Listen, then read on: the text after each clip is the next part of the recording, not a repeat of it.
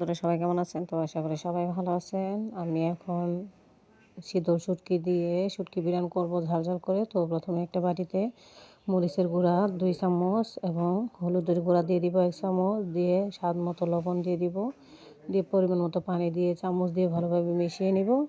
মিশিয়ে নেওয়া হয়ে গেলে কড়াইতে রসুন পেঁয়াজ দিয়ে তেল গরম করে ভালোভাবে নাড়িয়ে চাড়িয়ে পেঁয়াজ রসুনটা ভেজে নেব। যখন পেঁয়াজ রসুনটা ভাজা হয়ে যাবে তখন বড় বড় 4টা শীতল শুটকি দিয়ে দিয়েছি ধুয়ে।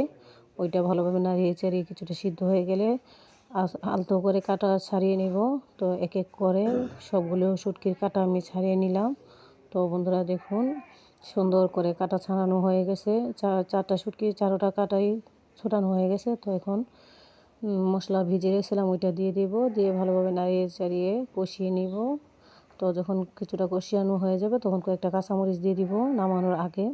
তো ভালোভাবে নাড়িয়ে চাড়িয়ে অপেক্ষা করবো হয়ে আসা পর্যন্ত। তো বন্ধুরা দেখুন শুটকি বিরিয়ানিটা কতটা লোভনীয় হয়েছে। তো আমার পাশে থাকার জন্য সবাইকে ধন্যবাদ।